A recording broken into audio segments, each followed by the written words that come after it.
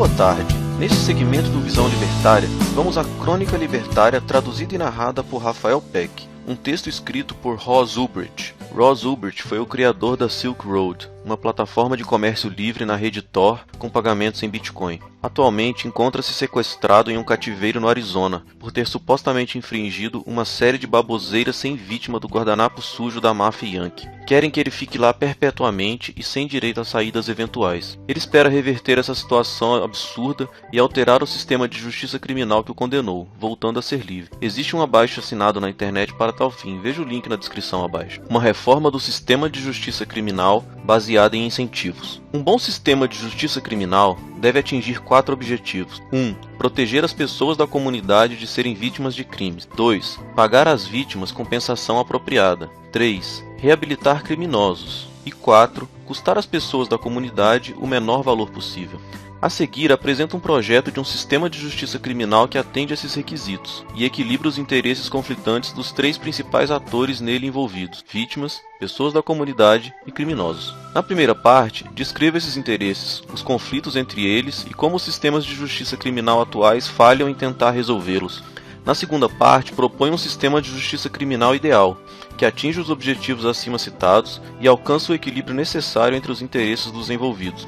Na terceira parte, descreva passos que podem ser dados em direção a esse ideal que sejam minimamente disruptivos ao status quo. Parte 1. Vítimas, a comunidade e os criminosos. Os interesses das vítimas de crimes deveriam ser de relevância prioritária em qualquer sistema de justiça criminal. Se o objetivo de tal sistema é proteger as pessoas de crimes, um incidente criminoso é uma falha do sistema. De qualquer maneira, uma vez que alguém se tornou uma vítima, é de seu interesse receber compensação o mais rápido possível. Depois vêm os interesses das pessoas da comunidade. Essas pessoas desejam, antes de tudo, evitar serem vítimas de crimes e pagar o mínimo possível por essa proteção. Finalmente, há o interesse dos criminosos. Essas pessoas querem passar o menor tempo possível presas e em condições menos severas possível. Eles também querem ser tratados com um mínimo de dignidade básica durante esse período. A compensação às vítimas, que é a necessidade mais importante a ser satisfeita, é geralmente inadequada ou inexistente no atual sistema de justiça criminal dos Estados Unidos, no Brasil também. Somas altas são confiscadas e gastas por membros do aparato de justiça criminal, como por exemplo, quando as forças de segurança pública apreendem bens. Mas enquanto isso, as vítimas são deixadas com muito pouco ou nada. A única satisfação dada às vítimas, que são os principais interessados, é a vingança, que geralmente toma a forma de trancar o criminoso em uma prisão de segurança alta por longos períodos, chegando a décadas ou vidas inteiras. O desejo por vingança, ainda que seja natural, não é civilizado ou moral, e não deve estar presente no sistema de justiça criminal moderno. Eu entendo que se a compensação apropriada fosse paga à vítima pela pessoa específica que a causou o dano, o desejo por vingança seria mitigado, ou até mesmo completamente expurgado. Claro, não é do interesse do criminoso pagar compensação à vítima. Entretanto, o seu interesse deve ficar subordinado ao interesse da vítima, e sua perda é compensada pelo fato do sistema de justiça criminal abandonar a busca por vingança e focar na reabilitação. Um sistema reabilitante também contribui para atingir o interesse das pessoas da comunidade de evitar serem vítimas de crime, pois ex-criminosos reabilitados não cometem novos crimes. O sistema atual faz algumas tentativas de reabilitação, mas a regra é institucionalizar, desumanizar e endurecer com os prisioneiros. O método atual é o de proteger o público não pela reabilitação do agressor, mas por trancá-lo longe do convívio pela maior parte de suas vidas, ou até mesmo a vida toda, ainda que por condutas não violentas. Isso é efetivo, mas é desumano e subverte o interesse da comunidade de pagar o menor valor possível pelo sistema, pois os custos de encarceramento por longos períodos são astronômicos. É certo que o sistema de justiça criminal nos Estados Unidos está entre os mais caros e inchados do mundo. Criminosos são rotineiramente presos por tempo demais e em condições desnecessariamente duras. Muitos são sentenciados por crimes sem vítima e não oferecem qualquer risco futuro ao público, mas ainda assim recebem uma pena exagerada. Tanto eles como suas famílias podem ser considerados vítimas eles próprios de um sistema injusto. Parte 2. Um jeito melhor. Suplantar o sistema atual todo de uma vez é improvável, mas é essencial termos um destino claro antes de começar uma jornada tão importante como uma reforma da justiça criminal. O que descrevo a seguir é um sistema centrado em compensação à vítima e prevenção de crimes. Começamos com prevenção de crimes, porque se formos bem-sucedidos nesse ponto, o problema da compensação fica irrelevante. Enquanto agentes de segurança, ou seja, policiais, fazem um trabalho admirável em manter o público seguro, o crime ainda assola muitos lugares. Parte do problema vem do fato de que os agentes de segurança não dependem diretamente das pessoas a que eles servem para receber seus pagamentos, mas sim de políticos. Os únicos motivos que eles têm para prevenir crimes, portanto, são seus sentimentos de altruísmo e a inércia burocrática. Eu proponho que agências de segurança sejam remodeladas como seguradoras, que garantam às pessoas que servem contra serem vítimas de crime. Como qualquer seguradora, a soma dos valores pagos pelos clientes para contratar o serviço deve ser maior que a soma dos pedidos de reembolso, de forma que surge uma forte motivação econômica, em adição ao altruísmo, para que os agentes de segurança previnam que seus clientes sejam vítimas de crimes. Em outras palavras, agentes de segurança teriam skin in the game, conforme a frase famosa de Nassim Taleb, ou seja, ter a própria pele em jogo. Idealmente, eles receberiam seus pagamentos diretamente dos consumidores comprando seguros contra crimes. E os consumidores teriam várias agências de segurança para escolher. Isso levaria à eficiência pela concorrência. Vejamos o que aconteceria quando alguém informa que foi vítima de um crime e como os interesses da vítima, vamos chamá-la de Vitor, da comunidade e do criminoso, que vamos chamar de Chris, são tratados. Como em qualquer seguradora, um agente de segurança, vamos chamá-lo de Sérgio, deve investigar se esse informe não é uma fraude. Se nenhuma fraude é encontrada, Sérgio deve pagar seu cliente, Vitor, de acordo com os termos do contrato deles. Então, antes mesmo do criminoso Chris ser encontrado, Vitor recebe a compensação e a função mais importante do sistema de justiça criminal é atingida. Deve ser notado que a compensação precisa ser cuidadosamente estabelecida para evitar incentivos perversos. Se for muito alta, Vitor pode conseguir lucros com solicitações fraudulentas, mas se for muito baixo, o Chris pode achar que o crime compensa.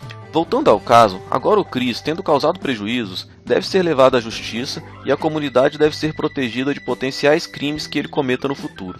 Sérgio, que já pagou Vitor, tem um incentivo econômico para apreender e processar Chris, impedindo-o de cometer mais crimes e forçando-o a reembolsar o prejuízo causado. Apesar do sistema judicial dos tribunais também estar precisando de uma reforma, o funcionamento dele está fora do escopo deste artigo. Então, vamos imaginar que houve um processo e ele foi bem sucedido. Chris foi condenado a reembolsar Sérgio e sua seguradora pelo que ele pagou a Vitor. A partir desse ponto, Chris fica sob a tutela de Sérgio, que se torna responsável por pagar qualquer dano causado por ele em atividades criminosas. Por essa razão, Sérgio vai colocar Chris em alguma forma de segurança, que minimize a chance de Chris vitimizar mais alguém, enquanto dá a ele oportunidades de trabalho para ganhar dinheiro e pagar o reembolso que deve. Mas e os interesses de Chris? Nesse momento ele está sob a custódia de Sérgio, e este poderia tratá-lo como um escravo, extraindo o máximo de valor possível do seu trabalho sem nenhuma preocupação pelo seu bem-estar. Para incentivar Sérgio a tratar Chris com dignidade humana, Chris deve ter a opção de deixar Sérgio e escolher outro custodiante. Vamos chamá-lo de custódio. O custódio estaria sujeito às mesmas obrigações que Sérgio, em termos de proteger a comunidade do Chris. Mas se ele oferece melhores condições, Chris o escolheria e Sérgio perderia o negócio. Consequentemente, Sérgio e Custódio são incentivados a oferecer a Chris as melhores oportunidades e condições de vida com o menor custo possível, enquanto mantém a comunidade a salvo dele. Adicionalmente, se Custódio conseguir reabilitar Chris, ele pode ir progressivamente diminuindo o esquema de segurança e pode até mesmo liberá-lo em público, sem medo de ele retomar o comportamento criminoso, o que resultaria em um pedido de compensação de eventual nova vítima. Custódio tem um incentivo econômico para agir assim, porque menor segurança é mais barata, ele economizaria dinheiro. E mais importante, Chris tem um incentivo para se reabilitar, porque ele quer a liberdade e as oportunidades que o menor nível de segurança proporciona. Parte 3. Primeiros passos. Agentes de segurança e prisões irão obviamente resistir a uma reestruturação tão drástica. Entretanto, mudanças incrementais em direção a esse ideal podem ser possíveis.